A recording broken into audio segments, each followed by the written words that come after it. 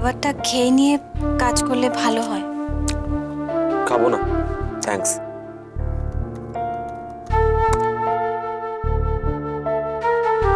সারাদিন পেটে কিছু পড়েনি, না খেলে পিত্তি পড়বে।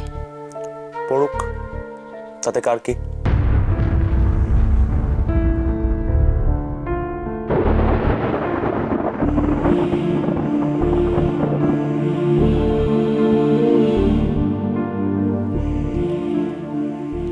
খুব রেগে আছো?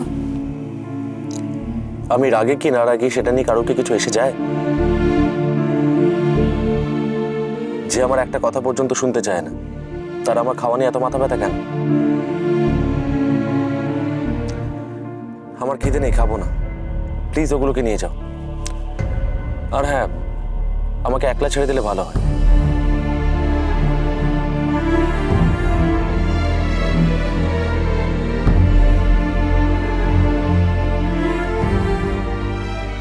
কি হলো?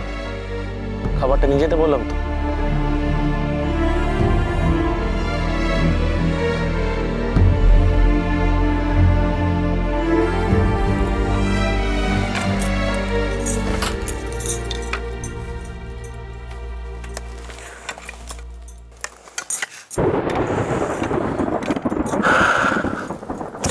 দিস ইজ টু মাচ আলু।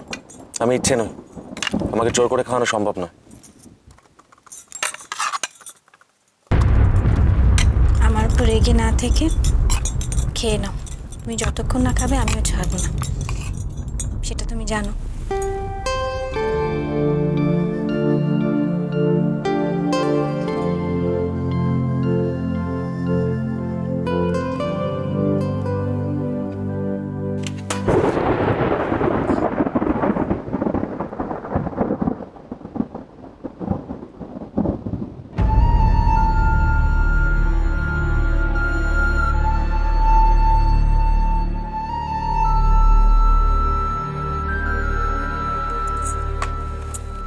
ঠিক আছে তো,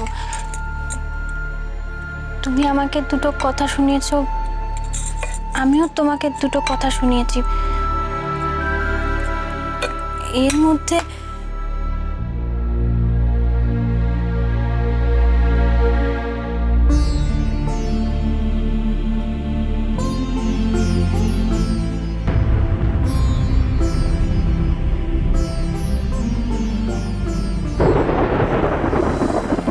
এতই যখন ভালোবাসো তখন ভরসা করতে পারো না কেন? কি করে বোঝাবো যে তুমি কষ্ট পেলে আমার কি হয়? আমার আর তোমার মাঝখানে যেন কেউ আর না আসে আলো, কেউ না।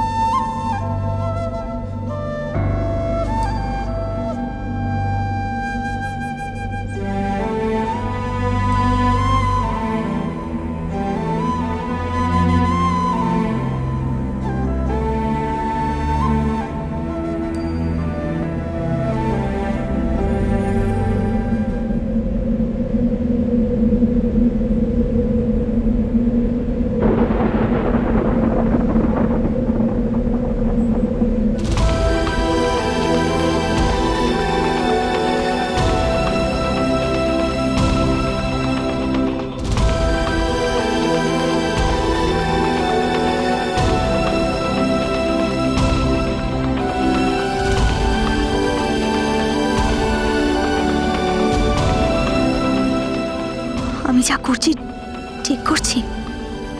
আমি জানাবো সৌরভকে যে আমি সে, যা কেউ খুঁজে বেড়াচ্ছে। সৌরভ আমায় মেনে নেবে তো? আর যদি না নেয়?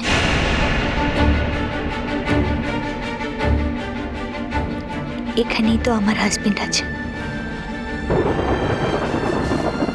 আমি ওদের কাছে না গেলে এই ফ্যামিলিটা ফুলফিল হবে কি করে?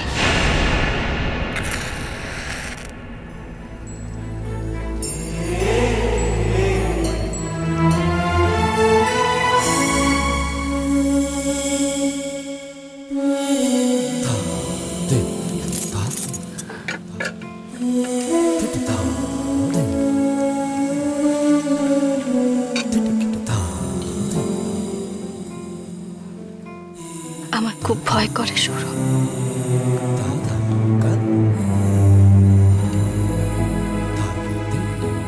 মনে হয়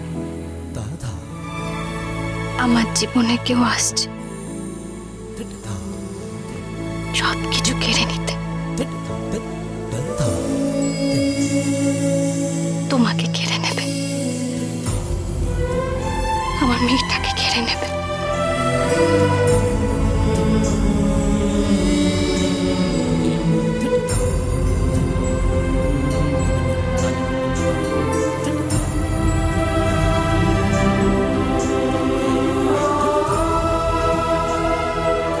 ভয় নেই আলো,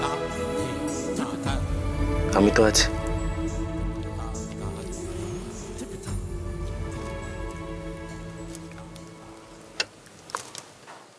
সারাটা জীবন আমার পাশে এভাবে থাকবে তো?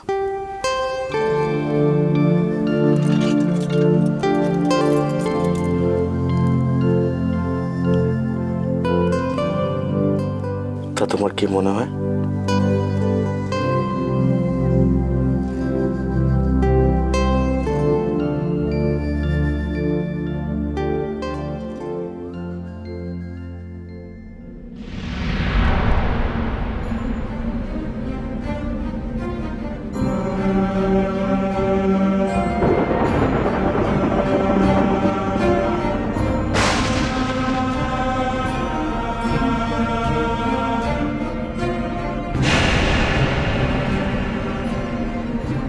সৌরভ ওখানে আমার কথাই বলছিল। শিওর ও আমাকে ভুলে গেলে কখনো এটা ভাবতে পারতো? আমি ওর সামনে যাইনি, তাও আন্দাজ করেছে যে ইচ্ছের প্রতি এত টান একমাত্র মারই থাকবে, ইচ্ছের মায়ের। হ্যাঁ, ও আমাকে ভুলতে পারেনি, সৌরভ আমাকে ভুলতে পারেনি। তাই তো ছুটে গিয়েছিল।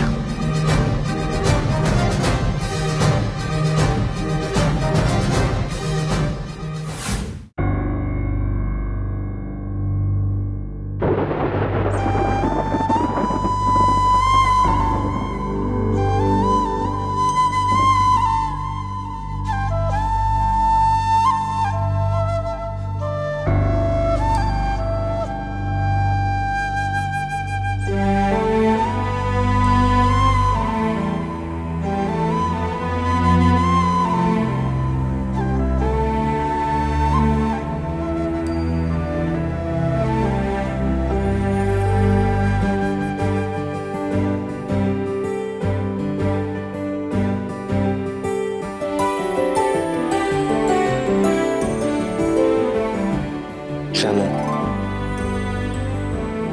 আজকে হসপিটালে ভেবেছিলাম যে সোহানি এসেছে, খুব ভয় পেয়ে গেছিলাম। তারপর বড় বৌদির কাছ থেকে ওনার বান্ধবীর নাম্বারটা নিয়ে সুনিতা মেয়েটার খোঁজ করতে গিয়েছিলাম। বিশ্বাস করো, তোমাকে বলার না সাহস হয়।